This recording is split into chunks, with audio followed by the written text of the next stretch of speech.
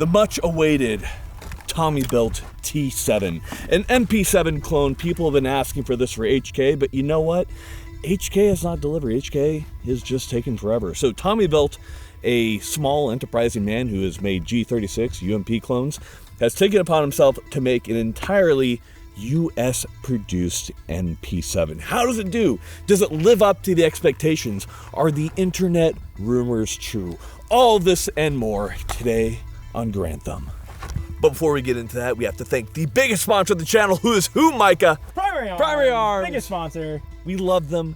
We love their optics. I can't say enough good things about that compact optic of theirs. It is incredible. And of course, we can't forget Night Vision Network. If you're looking to buy night vision, airsofting, you just want to rent something for the weekend for a game, you want to scope out, see what's going on in your basement at night, we love them. And you know what? With discount code Grantham, you actually get $75 off, and we have a couple sweet patches come with them. So big thank you to Night Vision Network. And of course, if you're looking to get better at shooting, we recommend dry fire. No Charlie to mess me up, but Mantis will turn your weapon into a dry fire machine. We love them so much. Big thank you to Mantis, and of course AEC for all the ammunition and keeping us good shooters. With that being said, let's go ahead and let's get into it. Right here we have the TommyBuilt T7. There are definitely issues with the firearm. These issues have been widely reported online, and we've run into many of the same issues. So there are two issues that I would say are occurring here. The MP7, how do we say this? Micah, how would you describe the MP7? Well, the MP7's already mid. The MP7 is already a mid gun with a lot of little weird problems. And now that you have a US produced one, you have a lot of the same, well, all the same problems that the HK made MP7 has, and a few issues that have cropped up from the US domestic produced version. I have a lot of high hopes for this gun with all that being said, but we're gonna delve into this and talk about what issues we've had here. So there are two parts in this gun that are German. We have the magazine from Deutschland, and we have the stock from Deutschland. And you'd think that the stock being from Germany, you'd have the best stock pops possible. But actually, stock popsicle. You know, the German stocks were made to be extremely lightweight. This was, the MP7 was made to be extremely lightweight. A lot of these weight savings are transferred into the types of materials that were made. And in this case, this is a common problem in the MP7. We have a lot of parts on the stock itself beginning to shear. We also have the stock latch, which is not holding securely enough, which is also another German part, which is actually coming loose. So under recoil, the gun is collapsing. Do you want to show them the fix that we did? Yeah, we actually took buckshot, we tucked it in there, and then we taped over it to keep it from falling out. But this isn't actually a TommyBuilt problem. Tons of my friends with HKs have had this exact. In fact, Micah, your friend, Tony Landmark. Yeah, Landmark just had got a brand new MP7, and the first thing that happened, stock broke. Yeah, so this is not a TommyBuilt problem. But what's funny about this is that, you know, the MP7 really hasn't been in civilian hands widespread, and now that we're starting to see MP7s or T7s in civilian hands, we're starting to see people be like, dude, why is this part breaking? It's like, well, it's an MP7. See if it even runs.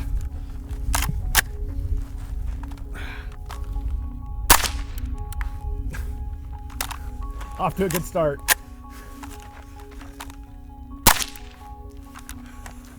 Yeah, what? Let's go lube this gun. Lubing the TommyBuilt T7 unfortunately did nothing to remedy the problem. At this point, we had fired approximately 600 rounds. What most people would consider a mere weekend's worth of shooting. We decided at this point it was best to let the gun go back into the hands of TommyBuilt to figure out what was wrong with our unit.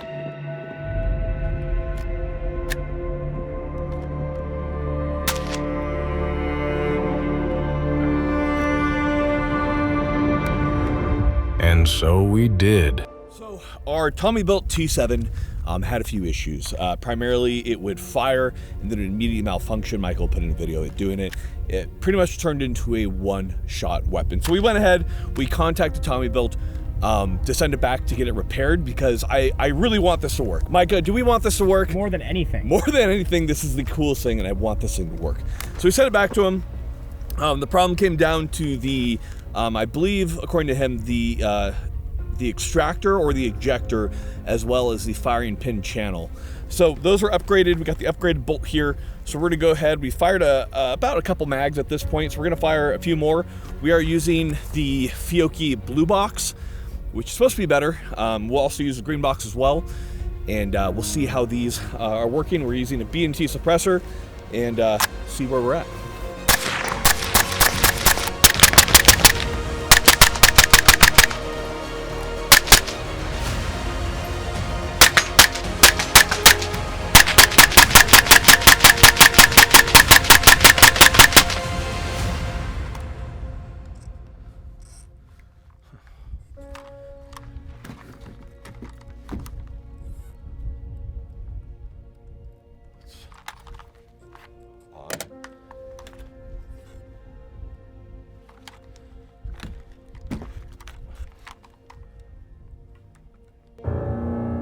Sadly, it was worse. All right, we have the bolt stuck to the rear. I'm not quite sure why it's stuck to the rear yet. There's no mag in. So we're gonna go ahead and break it down and see if we can get that bolt to go forward. Let her cool down and see where we're at. Oh, it was literally just stuck. Huh, that is bizarre. I haven't seen that malfunction before. Yeah, that is definitely very odd. Okay, let's see. Huh, that's very weird. We're having some trigger malfunctions, and now we're having issues with that bolt sticking to the rear. Let's see where we're at.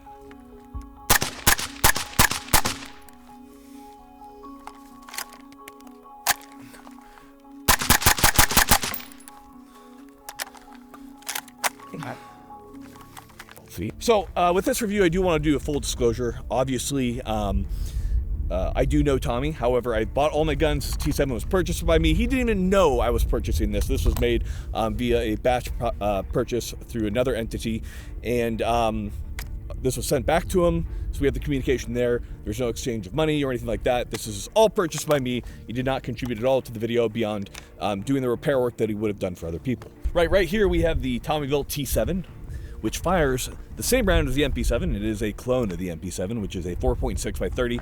So right here we have your 5.56, which is your typical round fired by AR-15 M4. And then right here we have literally the guy you should not worry about. Now, if you don't know anything about the 4.6, it was made due to a NATO requirement for support troops and stuff. Same reason that the P90 was made with its 5.7. Now, both 5.7 and the 4.6 are fairly weak rounds in many respects, but they don't have a lot of force behind them. So with the P90, it's a direct blowback. It's a very simple operation. The Germans, like everything, overcomplicated the weapon, but made a fairly good weapon, the MP7, which is a short stroke, breech-locked weapon, and we have the same exact thing here. Just very low recoil. We'll do a few drills to demonstrate that, and then we're gonna get into the talking portion of the video. So first thing we'll do right here is we'll go ahead and do a basic build drill. Micah, you wanna go ahead and buzz me in, buddy? Yep, shooter ready. Yeah. Stand by. Beep.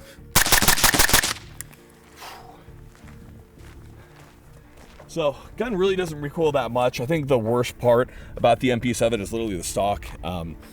Especially on this one right here, has a lot more wobble than the HK, but the HK was just breaking on me. But on these ones, there's this a little too much. Kind of, I don't know, I don't like it that much.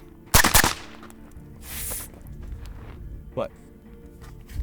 No way. Dead serious. The stock, that's the second stock.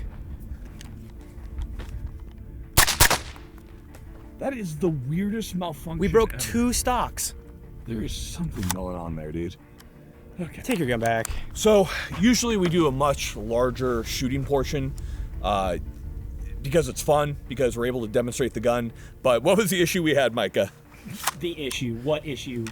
You mean like, which one do you want me to talk about? Too many issues. So we have clearly had some problems with our T7, and it's always a mixed bag for me when we're doing a review and when we have issues. We always let the manufacturer take a look at the gun.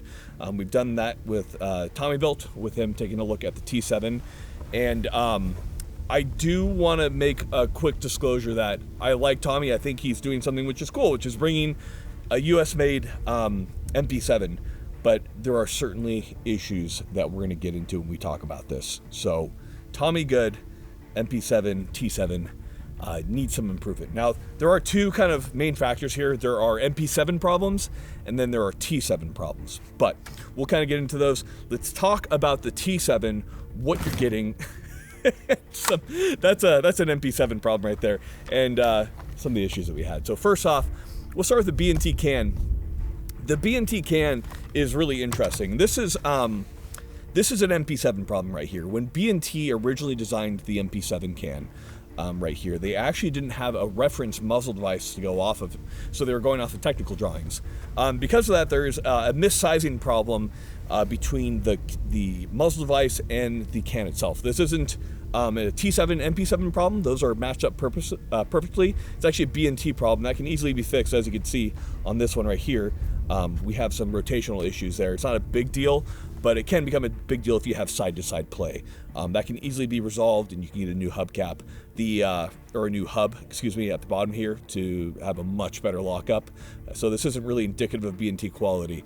But the can itself is quite quiet. Mike, it was a pretty quiet can, wouldn't you say? It was a quiet can. It's also a very small round with a small powder charge, so you don't really need much. You don't really need much, and this can performs extremely well. Been very happy with the performance on it.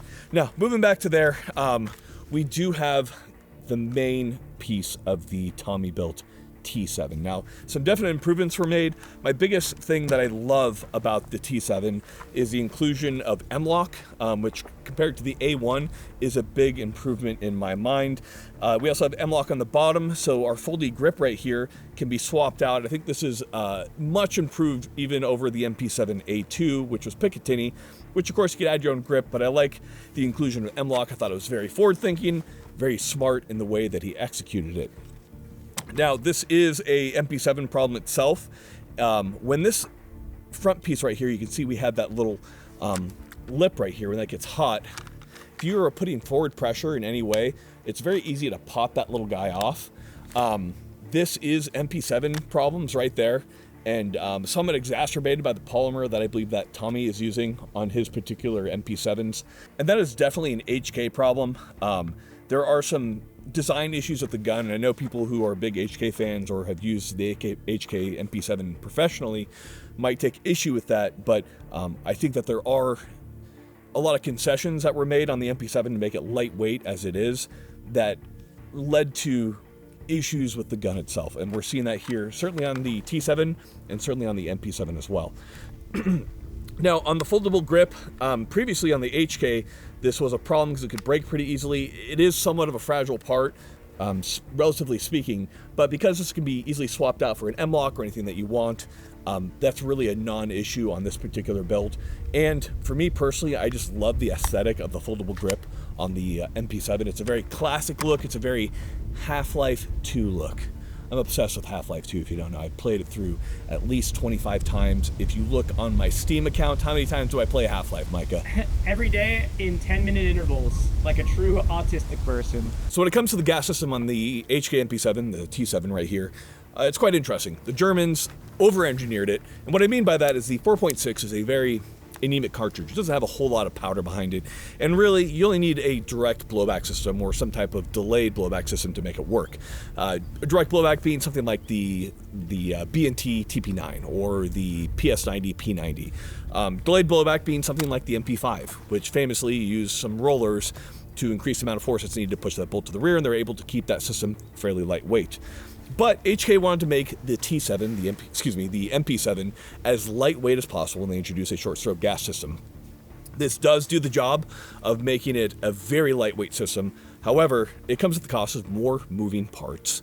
And because of that, I think ultimately you had some issues with reliability and durability that would not be encountered by a more simple gas operating system. I know this might be contrary to what some people who have used the MP7 professionally would say, but I would say longevity long-term is not on the level of what the MP7 or the PN90 is. And very famously, if you talk to James Williamson, who's an HK expert, there are multiple parts on the MP7, specifically the gas piston, that needs to be gunsmith serviced. This weapon was not meant to be serviced at your house. It was meant to be taken care of at armor level or above, between mission sets. It's very much so a NATO death squad weapon in many ways, and it's very good at that so long as it is maintained at that level. Now, moving back from the gas system, we do have the controls. The controls are very simple. They're very HK, but they're very simple, and if you've shot an AR, they're very easy to figure out. So we'll go ahead and we'll go through them. So just like any HK gun, it is a paddle magazine release with these little paddles right here that you depress in order to release that magazine. It is ambidextrous. We have bolt releases that are both on the right and left side because the MP7 is a bolt hold open design on the last round. So once you have fired that last round, you're going to eject your mag. You're going to go ahead, you're going to load a fresh one that we have right here. Once you have that in, you can simply hit the bolt release and get it loaded. From there, we have our safety, which is both ambidextrous as well. We have safe low, obviously on the fun models of the MP7, not the T7, you'd have that full auto position just a little bit lower. This being semi-auto, that's what you have. It should be noted as well that HK does make a semi-auto MP7 that is in use by the UK police because I don't know. It's like there's no gun crime, but then all the officers have G36s and MP5s everywhere. How do you explain that, Micah? I don't think we can comment on that, or we'll be extradited and imprisoned in their prison system. So with all that being said, let's go ahead and let's try the trigger. So the trigger is actually something that's pretty nice on the HK MP7 and on the T7. So right here you have very little play. You hit your wall, and from your wall, it's about a 5-pound pull. It's very crisp. The reset is just to that first wall. It's nice. Compared to like the TP9, it's incredible. Even compared to like an MP5, it's more crisp. I do like the MP7 trigger quite a bit, and the T7 trigger is wonderful. I have no issues with it. The polymer that was used is a very close polymer to the one that HK is making. I would say it's a little softer overall, but I've been pretty impressed as far as the durability of it is concerned. And then of course, moving to the rear here, we have our charging handle. The charging handle is held by a spring to make sure it doesn't unlock until you squeeze them together. Once you squeeze them together right here, you can go ahead and you can pull back in the charging handle. The first time you pull back the charging handle on an MP7, you'll be surprised at how rough it sounds, at how kind of difficult it is to pull to the rear. The MP7 does not feel like a smooth gun when you pull that charging handle to the rear. What'd you say when you pulled to the rear, Micah? You were like, is this... It feels wrong. It feels incorrect. Like, it doesn't feel good at all. It's fighting itself. There's a lot going on there. Okay, we have the stock latch right here. We are having significant issues with our stock latch. That's not a T7 problem. We had an HK1 break as well, and many other people have had HK1s break. It's just not a great design. We've talked about kind of overall the MP7. We've talked about the T7 right here. Now it's time to talk about, I think, what everybody's here for, which is performance. Unfortunately, our T7 has significant problems. It does not run well at all. This is after having it sent back. So I think the best way to explain this would be to tell a story about precisely the issues that we had from start to finish, and we'll go from there. I've known about the project by TommyBuilt to make the MP7 for quite a while at this point. Obviously, I am a huge slut for the MP7. I love the way it looks, and I was very excited to get my hands on the MP7. So excited that like 4 years ago, I bought the 3-position stock for it. I bought a ton of mags for it. I did this all way ahead of time because I anticipated that release. Now, it did take TommyBuilt some time to come out with the MP7. I believe it's difficult to manufacture items. Something I've learned the hard way with my company Onward. As you get things manufactured for you, as they come together from different OEMs, it's a pain. So I understand the difficulty in making a gun. Even if you're cloning a gun, there is a lot that goes into it. But as we all know, the T7 was released about, what is it, at this point, a month and a half ago? Mm-hmm. And ours was the second batch, was not the first batch, so it took a little bit for ours to arrive. I was very excited. I think I talked to Mike about it all the time. Ours arrived, Tommy was not aware that we had bought this. We got through the third party. It was delivered to my FFL, and we had our T7. So at that point, I took it out. I began to shoot it. About the first 300 rounds, it ran absolutely flawlessly. Set up just like this, running the B&T can on it. It was just an absolute dream. And I was like, you know what? Fuck everyone. This gun is incredible. Like, I was so stoked. I was like, Micah, perfect gun. Perfect. Unfortunately, that's not the way it ran after that. About 2 days later, we went out to do our initial filming on the ranch with it, get it up to about 1,000 rounds. And within about 100 rounds, we began to encounter some significant issues, primarily in the fact that the weapon began to double feed. We have lots of video of this. So it was a pretty hard double feed. We'd have to rip the magazine out, get that bullet out. And then in addition to that, we also had failures to extract. So there seemed to be kind of two various problems that were occurring. I heard a couple theories about this. I've heard theories that the Fiocchi that we were using, which is the green box, was a very old manufactured batch, and perhaps the gunpowder is bad, that it was inconsistently charged. That being aside, we switched over to Fiocchi blue box, and we had the same issues. So we were just going to push forward with the review, but I really did want to send this over to Tommy to give him an opportunity to get eyes on the gun, see if there's something wrong, if we can get it fixed, because I wanted this review to be pretty fleshed out for you guys. We sent it back to him. It should also be noted that on that original gun, we had an HK 3-position stock with a backplate, and that completely broke as well. That was not a TommyBuilt problem, that is an HK problem. But we sent the gun back to Tommy. He worked on it. He got it turned around pretty quickly, a couple days, and got it back to us.